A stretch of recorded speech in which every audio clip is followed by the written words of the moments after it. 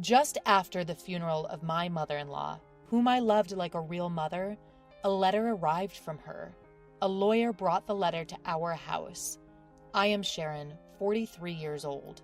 The letter began, "If this letter has reached you, it means I am no longer in this world. I'm worried you might be crying." Seeing the familiar handwriting of my mother-in-law, my eyes welled up. My father-in-law passed away at a young age, long before my husband and I got married, and there seemed to be no close relatives in his family, with almost zero family interaction. My husband and I were not blessed with children, so we lived modestly but happily with my mother-in-law.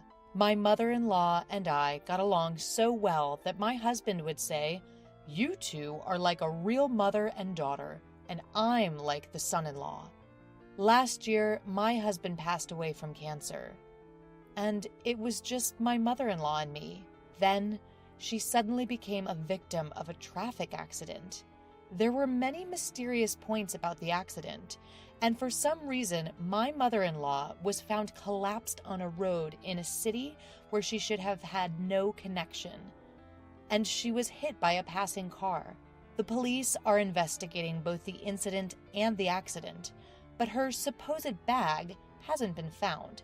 I was asked various circumstances by the police, but I didn't know much, and I couldn't respond properly due to the shock. I can't sort out my feelings about my sudden parting with my mother-in-law.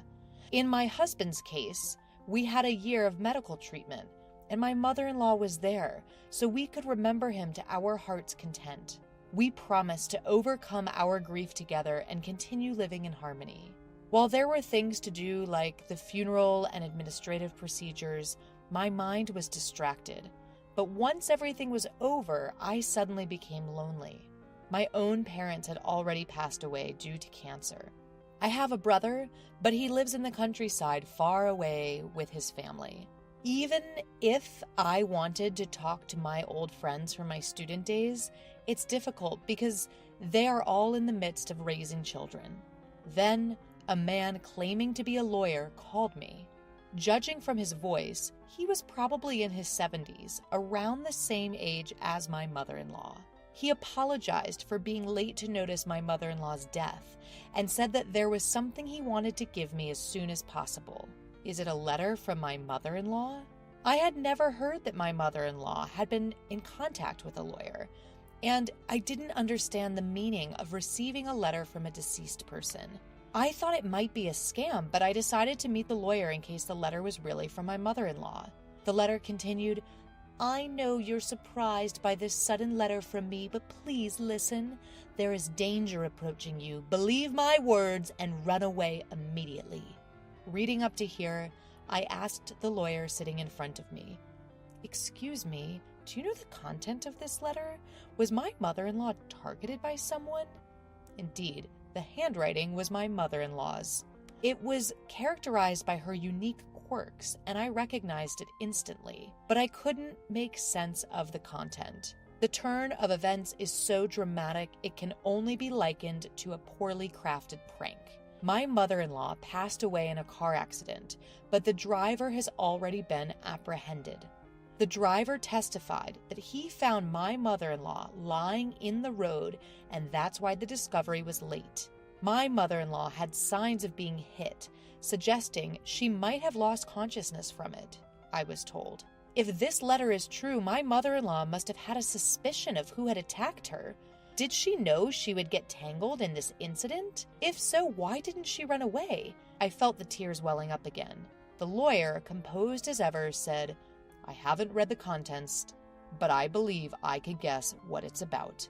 Somewhat irritated by his roundabout way of speaking, I ventured to ask, "So, what did you hear from my mother-in-law?"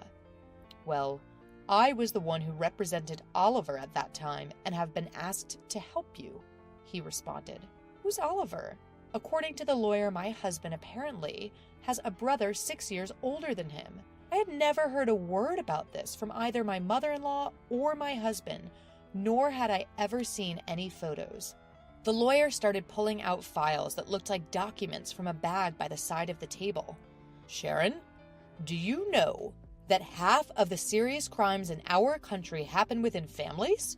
He said, a hint of irony in his voice. Tragically, the place where we should feel safe and the most content, the family home, is where these heartbreaking incidents of a family member taking another family member's life occur. And with that, he showed me an old photo featuring 4 people. A young man and woman who looked like parents, a boy, and a baby. The young woman looked familiar. It was my mother-in-law. I thought the young man was a stranger at first, but he resembled my husband. The boy also bore a resemblance to the young man, undeniably appearing as father and son. It looked like it could have been taken during a trip to the beach. They were posing in front of a large ship at the port, all with happy smiles on their faces. The boy with the float, that's Oliver, the lawyer told me. Upon being told, I stared at the boy, my husband's brother, who I knew nothing of. The photo looked so happy, and I couldn't help but feel a pain in my chest, wondering what could have possibly happened. Does being a lawyer mean Oliver caused some incident? Was he the one who assaulted my mother-in-law this time? It must have been like more than 17 or 18 years ago, considering my husband and I were dating 15 years prior to our marriage. Otherwise, it would be strange for me to have known nothing about this. Yes, Oliver became a recluse from the summer of his first year in junior high due to bullying, and 7 years later he caused an incident, he explained. It seems Oliver, in despair about his future after becoming a recluse, attempted to commit family suicide. Late at night, on the day of the incident, he went into his parents' room with a knife and ended up struggling with his father, who woke up due to the noise. Even while severely injured, his father was able to subdue Oliver, and the incident ended in an attempted crime. However, upon hearing his mother scream during the struggle between his father and Oliver, my husband, who was 14 at the time, called the police. Police cars and ambulances rushed to the scene, causing a brief stir in the usually quiet residential area. At the time, societal issues such as hermits and neets were becoming common, and the media would sensationally report on stories like a reclusive boy planning a murder-suicide with his family. I remember hearing news like this, but I had no idea if it was referring to the husband's family or not. After all, similar stories were often reported in the media. However, it was different for those involved. The husband's family, unable to withstand the rumors, ended up moving house several times, almost like fleeing in the night. Whether it was due to the severe injuries at the time or the subsequent stress, the father-in-law passed away a few years later. The mother-in-law and the husband changed their names back to the mother-in-law's maiden name, and it was said that they were finally able to lead a normal life in their current place. Both the perpetrator and the victim are family, so there's no outlet for emotions in family incidents. You can't fully hate or detest. Any person would be confused if suddenly put in such a complicated situation. Living under the public eye, rumors, and bashing is very hard. I hope you can empathize with the feelings of the deceased who couldn't talk to you, Sharon, the man summarized. I was at a loss for words due to the harshness of it all. I had never considered what happened to the family after such an incident, but as long as they are alive, life goes on. The in-laws must have seen the boy, Oliver, as their adorable child. The photo of Oliver that I was shown had a smile that greatly resembled my husband's, but the button that was mistakenly buttoned couldn't be fixed, and he ended up facing the worst tragedy. Later, Oliver was sentenced to actual imprisonment and was said to have served time. When the lawyer started explaining at length, I represented Oliver, remember? The same punishment applies even for an attempt, life imprisonment, or at least 5 to 20 years in prison. I interrupted him by asking, a minimum of 5 years? Are you saying Oliver could be out already? Yes, he was actually released about 2 years ago. According to the lawyer, the prosecutor's office has a victim notification system. After a verdict is confirmed, you can apply to the prosecutor's office to be notified about the planned release date of the offender, or even after they have been released. Even without that, the mother-in-law is Oliver's biological mother. She had been notified of his residence after his release. Around that time, my husband had been diagnosed with cancer and was undergoing treatment, and the mother-in-law didn't want to worry him, so it seems she couldn't consult with him. Oliver told me at the time that he committed the crime because he was pessimistic about his future. With some hesitation, the lawyer told me, it seems he wanted money to spend. Oliver, who had been a shut-in for many years, had started to secretly use the mother-in-law's credit card to pay for online games and online shopping, and he had been scolded by his father. Apparently, he had used a lot of money to buy weapons for a game on the evening of the crime and had his computer taken away. Oliver lied to the lawyer, and his real father, mother, and brother who knew the truth said nothing. While they hoped Oliver would genuinely reflect on his actions and serve his punishment, they did not reveal the inside story of the post-release defamation and slander. Was this out of familial love? Truth be told, my mother-in-law was often visiting Oliver, my brother-in-law, who was serving time in prison. Every time she went, she would come back disappointed by Oliver's unchanging, unrepentant demeanor. She was afraid to live with Oliver again after his release. The danger of violence was part of the fear, but she knew if she or her son were to die, Oliver would come to me asking for money. As his release date approached, there was an increase in tedious paperwork. She had to decide where to house him. Distressed, my mother-in-law decided to consult a lawyer who knew about the case and ask him to handle the procedures. What was Oliver doing for a living 2 years ago? It turned out that, through the lawyer, she had been helping Oliver by renting an apartment for him. She would do his shopping. She was giving him money saved in her dresser and her own retirement savings. The inheritance she would receive if her son, in other words, her own child, died. After his release, Oliver became a shut-in again and did not work. Money is limited, and through the lawyer, my mother-in-law conveyed, I can't support you forever. You need to start working on your own. But Oliver flatly refused. Doesn't my mother love me? She's always favoring my brother. She won't give me money because my brother told her not to. He made a big fuss. The lawyer said, although it may have been an accident, the deceased was worried that Oliver might cause some trouble. He kept insisting that I give him money. Oliver became aggressive towards the lawyer as well, and seemed to be asking in detail about my mother-in-law's income and current life of his father and brother. Fortunately, I don't think he knows our address, but I'm worried that his apartment is near where the deceased died. At that moment, I remembered that the bag was not found. Then the doorbell rang. The only expected visitor was the lawyer. Excuse me for a moment. I excused myself and headed to the entrance. I had a bad feeling.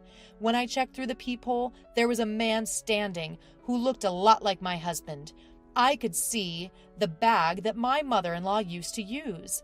Quietly retreated to the living room and called the lawyer. I think, it might be Oliver. What should we do? He has my mother-in-law's bag. My voice was shaking with tension, and the lawyer's face stiffened. Call the police right now. I might have meant to call the police, but I was too upset. I ran out the back door to the nearby police station. Did my mother-in-law and husband foresee this situation in the future? Or did they unconsciously choose a house near the police? I don't know anymore. Afterwards, when Oliver saw the police officers who came with me, he immediately tried to run away and was caught by a police officer who then interviewed him. As I suspected, the man who looked like my husband was Oliver, in other words, my brother-in-law. The lawyer called him Oliver, which was probably his name at the time, and I had been calling him Oliver because I had seen a family photo from when he was a small boy with a hint of innocence, but in reality, he was an unhealthy-looking middle-aged man. It strangely angered me that he looked like my husband. This man had been tormenting my mother-in-law and husband. I'm just here to collect my share, your mom's inheritance. It exists, right? Even my younger brother died last year. Hand over my inheritance. Ignoring the police officer's questions, my brother-in-law Oliver yelled at me. What nerve does he have? I was furious. I sympathized with his childhood, being teased to the point of not going to school. But His actions thereafter were selfish and unforgivable. More than anything, what I wanted to ask was, isn't that your mother's bag you're holding? What did you do to her? Did you lay hands on a frail woman? Upon hearing my words, the officers also looked at the bag that Oliver was holding.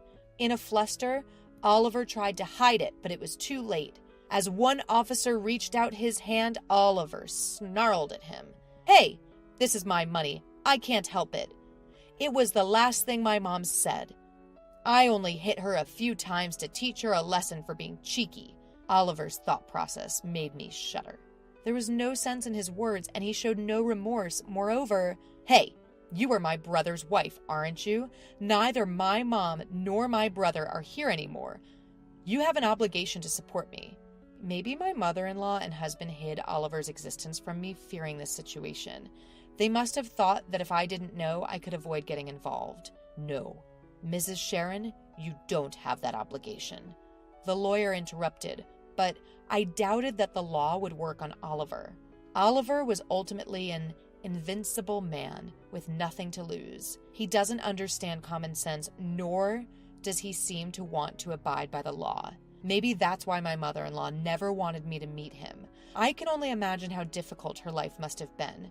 I haven't finished reading it all, but my mother-in-law left me a letter worrying about me, knowing her life was in danger. Her pain and sadness are heartbreaking. Because of you, my mother-in-law and husband were hurt so much. I will never forgive you. You will face the law. Indeed, the direct cause was being hit by a car. However, he left my unconscious mother-in-law on the road. He is not a person who should be left to roam the streets. I pledged to myself that I would do whatever it takes to send him back to prison. Watching me, the lawyer stood beside me and said, "I'll help you." Oliver was taken to the police station. The blood on my mother-in-law's bag and circumstantial evidence pointed to Oliver as the culprit, and he was sent back to prison again. I returned home with the lawyer and read my mother-in-law's letter to the end. Her letter was filled with apologies to me and overflowing love, especially the end. "Life is still long. Please live a happier, freer life, Sharon." Upon seeing that, I couldn't stop my tears.